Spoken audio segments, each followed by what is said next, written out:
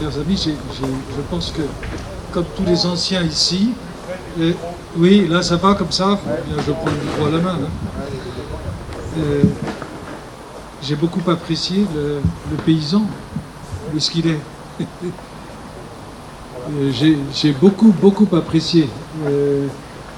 Et je trouve que ça mériterait d'être écrit et puis d'être reproduit.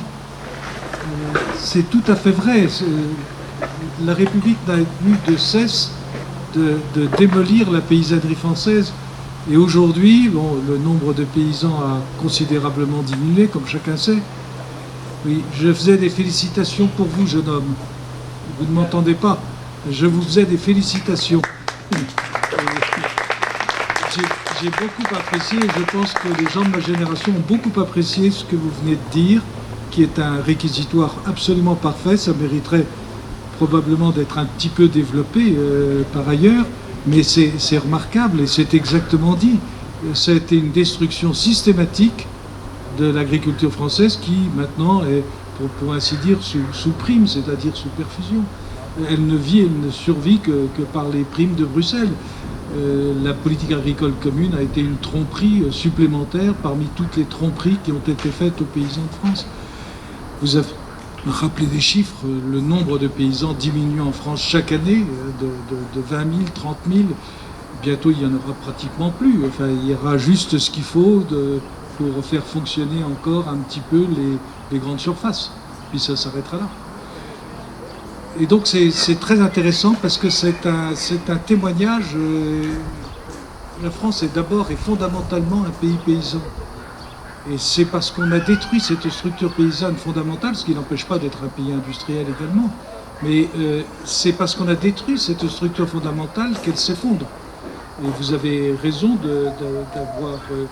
vous avez eu raison de lier cette question à la question familiale, à la question sociale, à la question sociétale.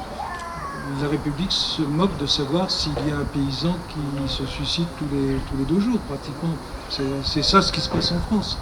Et on détruit les familles paysannes. C'est tragique. Et ce qu'il y a de terrible, chers amis, c'est que nous soyons si peu... C'est très bien que vous soyez tous là. Mais vous le savez aussi bien que moi, nous sommes trop peu nombreux à porter ce diagnostic et à imaginer l'avenir.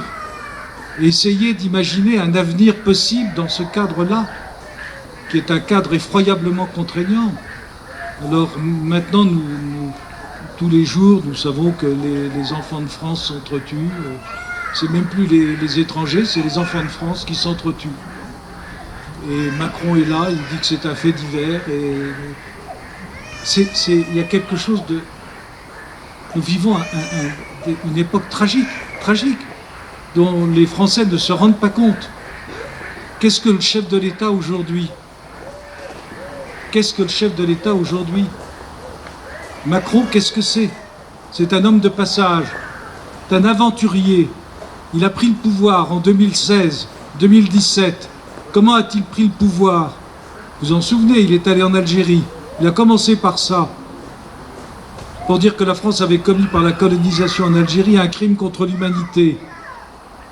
Il ne se souvenait pas des harkis ni des millions du million de pieds noirs qui avaient été rapatriés.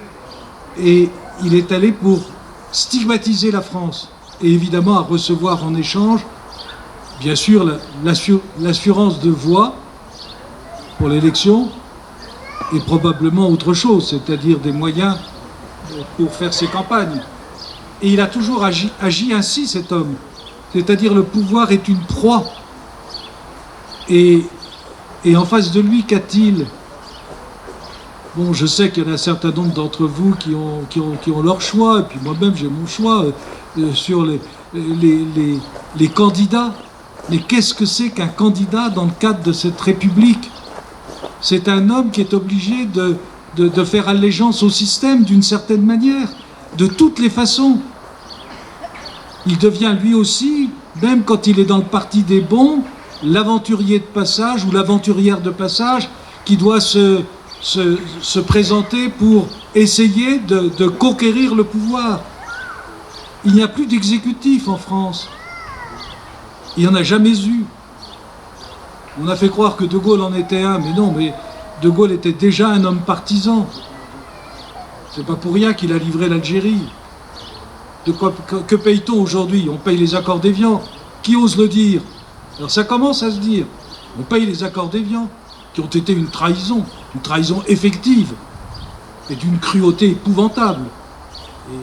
Et ensuite, c'est renouvelé. Nous en sommes totalement tributaires. Mais il voulait le pouvoir, De Gaulle. Donc il s'est servi de l'Algérie pour monter au pouvoir. Mais qu'est-ce qu'ont fait les successeurs? Ils ont fait exactement la même chose. Mitterrand a fait semblant d'être socialo-communiste pour parvenir au pouvoir, alors que chacun sait qu'il n'a jamais rien partagé de sa vie. Et quand il allait au restaurant, il faisait payer le restaurant aux copains qu'il avait invités. Parce qu'il était extrêmement peu partageux. Il n'a jamais rien partagé de sa vie, Mitterrand. Mais il a conquis le pouvoir. Et une fois qu'ils l'ont conquis, ils veulent le conserver. Ça a été la même chose de Giscard, la même chose de Chirac, la même chose de Sarkozy. Et nous avons à l'heure actuelle exactement le même type d'homme, mais en plus sauvage, avec Macron. Les anciens encore, jusqu'à Chirac, jusque peut-être même Sarkozy, avaient une certaine idée de ce qu'était le chef de l'État. Ils se souvenaient des Capétiens, ils se situaient tous plus ou moins dans la succession des Capétiens. Ils voulaient être, sinon des rois, ils voulaient être des substituts de rois.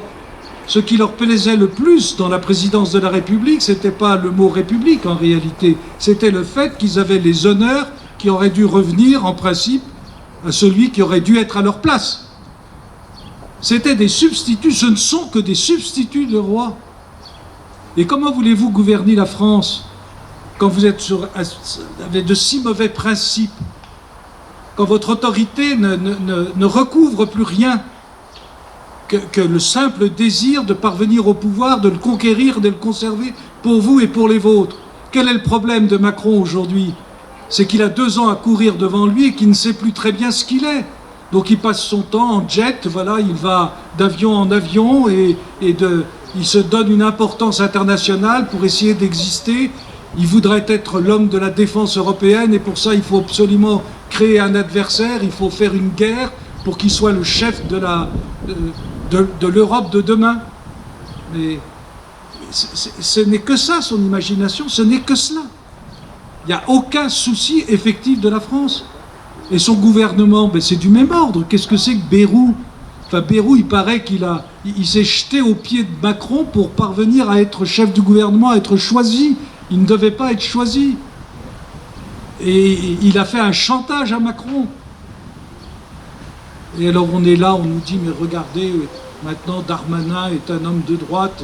Tu parles, Darmanin, je le connais. Vous savez qu'il a même écrit dans Politique Magazine. Il a tué son maître qui était Van Est. Enfin, il l'a tué moralement, il a pris sa place. Ce n'est qu'un garçon qui veut parvenir, c'est tout. Alors il nous fait croire que le malheureux, ses origines seraient très modestes. Tu parles, je le connais très très bien. Hein. Il fréquentait mes neveux. Alors tout ça est du mensonge. Et même Retailleau, voilà, on est là, on est tous... On est sidérés parce que Retailleau dit qu'il faudrait remettre de l'ordre et que les jeunes Français sont ensauvagés. On emploie le mot ensauvagé et on est content. Mais c'est dramatique. La question, elle est infiniment plus grave. Il n'y a plus d'ordre en France. Et pourquoi est-ce qu'il n'y a plus d'ordre? Parce qu'il n'y a plus de principe d'ordre. C'est une question d'ordre spirituel, c'est pas une question d'ordre matériel, c'est pas le fait qu'on mettra plus de gendarmes ou qu'on mettra plus d'argent dans la politique de la ville, on a déjà dépensé des milliards. Ça ne changera absolument rien, tout le monde le sait. Donc ce sont des discours. Le gouvernement, rien. Le chef de l'État, rien. Le gouvernement, rien. La représentation nationale, vous la voyez? Vous savez ce qu'ils ont fait? En 2024, pour pouvoir être réélus, de LR jusqu'à LFI, se sont entendus entre eux pour empêcher le Rassemblement national d'avoir une majorité à l'Assemblée. Alors on a poussé des cris d'orfraie dans nos milieux. Mais enfin, ça s'est pratiqué constamment depuis le début de la République. Qu'est-ce qui s'est passé en Fructidor? Qu'est-ce qui s'est passé en Vendémiaire? À chaque fois que les royalistes ont commencé à devenir majoritaires, aussitôt la République s'est défendue. Elle s'est resserrée sur elle-même et elle a pris tous les moyens qu'il fallait pour empêcher la réaction de se produire. Parce que c'était toujours les mêmes. On a parlé tout à l'heure, notre orateur nous a parlé des biens nationaux. Ben, c'est exactement ça. Il fallait garder les biens nationaux entre les mains des mêmes. Et qui se continuaient au pouvoir et qui s'arrangeaient pour conserver le pouvoir et conserver les structures du pouvoir pour conserver leurs avantages, évidemment. Donc l'Assemblée nationale, la représentation, mais c'est zéro. Quel est le député qui peut prétendre qu'il représente sa circonscription? C'était encore vrai sous la Troisième République et même encore la Quatrième, quand il y avait les fameux arrondissements entiers. Oui, à ce moment-là, il arrivait qu'un vieux socialo ou un vieux ratsoc, plus ou moins franc-maçon, mais qui s'entendait avec le curé et avec les châtelains, représente véritablement son territoire et passe son temps, non pas du tout à défendre les intérêts de la nation, dont il était censé être le représentant, puisque vous le savez, cette fiction extraordinaire, c'est qu'à depuis la Constituante, un député est censé représenter la nation tout entière. Donc il ne représente pas ses électeurs, il représente la nation tout entière. Donc vous imaginez l'orgueil qui peut germer dans la tête de ces gens-là, des petits parvenus qui ont réussi à se mettre une écharpe autour du cou et qui représentent la nation. Alors c'est vrai, je vous dis, oui, sous la Troisième et la Quatrième République, il arrivait, mais il ne représentait pas la nation. Il se débrouillait très bien, il plaçait le fils de Tintel comme postier, bref, c'est comme ça d'ailleurs que l'administration s'est développée de façon considérable, et ils représentaient encore à peu près leur circonscription, mais aujourd'hui, vous croyez que le gars d'Horizon, il représente sa circonscription? Mais absolument pas. Ils se sont partagés, ils se distribuent. Vous savez, le grand problème, le seul problème des partis politiques, c'est les investitures. C'est les investitures. Il s'agit de savoir qui. Et ils sont capables de s'entretuer pour l'investiture et de passer d'un parti à l'autre pour avoir l'investiture. Et qu'est-ce que ça donne? Une Assemblée nationale pitoyable, celle que nous avons aujourd'hui. C'est totalement ridicule. Et pardonnez-moi, même pour ceux d'entre vous qui peuvent avoir des préférences, et moi aussi j'en ai, bien sûr, mais le Rassemblement national lui-même n'est pas à la hauteur. Enfin, voyons, il y aurait de quoi faire de formidables envolées lyriques à l'Assemblée nationale. Non, mais ils sont là, il faut rentrer sagement dans le système de façon à essayer de gagner une sorte d'homologation républicaine qui permettra d'avoir le pouvoir et de le garder. Alors, chers amis, pas de chef de l'État. Nous n'avons plus de chef de l'État. Nous avons un pantin qui a osé parler de faits divers à propos d'assassinats d'enfants. Nous n'avons pas de gouvernement, incapable de gouverner, et ça ne s'améliorera pas. Et Retailleau n'arrivera à rien. Vous savez, la fameuse réponse graduée à l'Algérie. Vous avez vu un début de la réponse graduée? Où est le degré? Bon. Exactement. Voilà. Pas de représentation nationale. Et plus de justice. C'est fini la justice. En France, c'est fini. Il y a encore des juges. Il y a encore des magistrats qui rendent à peu près la justice. C'est un milieu que je connais bien. Mon meilleur ami, qui était président de cour d'appel, bon, il est décédé prématurément, mais il me disait comment il fabriquait ses arrêts. Ils n'étaient pas assez nombreux, donc ils travaillaient la nuit, et il fallait qu'ils produisent. Et là, dernièrement, je viens d'apprendre d'un autre magistrat qu'on avait supprimé, il y avait 17 000... Ben, il est là, le magistrat en question. Procureur de la République, voilà. Il reçoit comme ordre de son chef de supprimer 3000 dossiers sur 500 000 qui sont sur la table. Donc on supprime 3000 dossiers, à peu près au hasard. Et donc classés sans suite.